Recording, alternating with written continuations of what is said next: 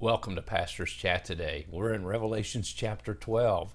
And in chapter 12 and 13, we're introduced to three personalities that we are going to see in the last part of the tribulation, the last 3.5 years often.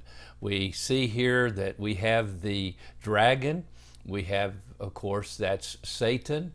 We have also in chapter 13, we're going to meet the false Christ. That's the Antichrist, the beast.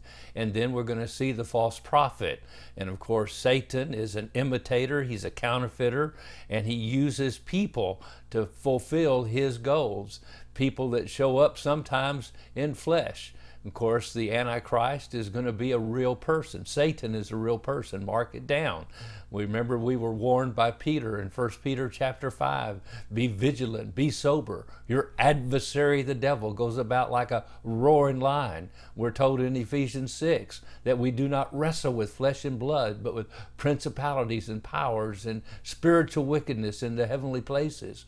Our warfare as believers has always been spiritual. Satan has always used people to fulfill his program. We see that as he has a Hitler, a Mussolini, a Stalin, that of course brings tremendous death to hundreds of thousands, millions of people. And a focus of his attack, as we're going to see even in this chapter, is the Jewish nation, the Jewish people. And we'll see that here in chapter 12.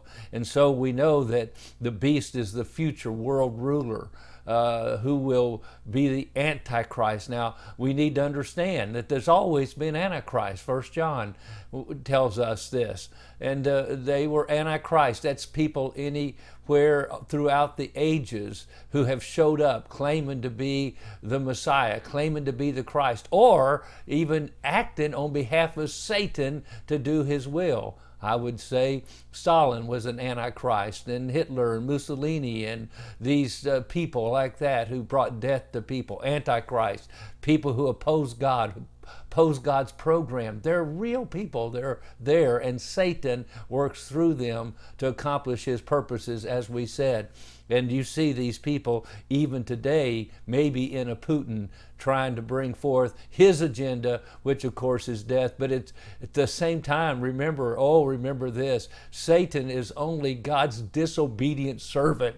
God is still in control, and God still is even using Satan and the wrath of man to bring forth his program and to fulfill his goals and to bring this world to an end one day. And we're seeing that set up even more and more right now. We just know, my friend, always Jesus Christ is King of Kings and Lord of Lords. He still rules in heaven, despite what it appears to be on earth. Now, John's vision here in chapter 12, let's read it. Now, a great sign appeared in heaven, a woman clothed with the sun and the moon under her feet, and on her head a garland of 12 stars.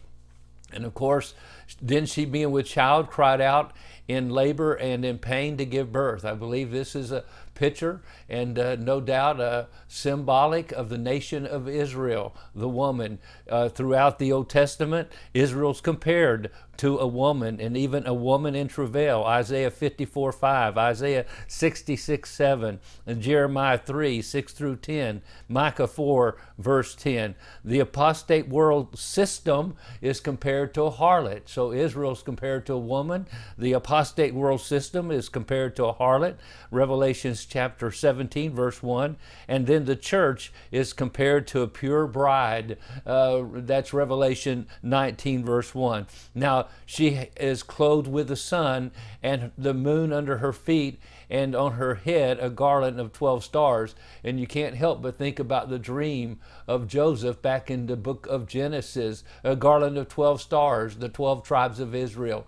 12 different tribes come out from the woman, Israel. And so we see, and of course from the tribe of Judah comes Jesus Christ.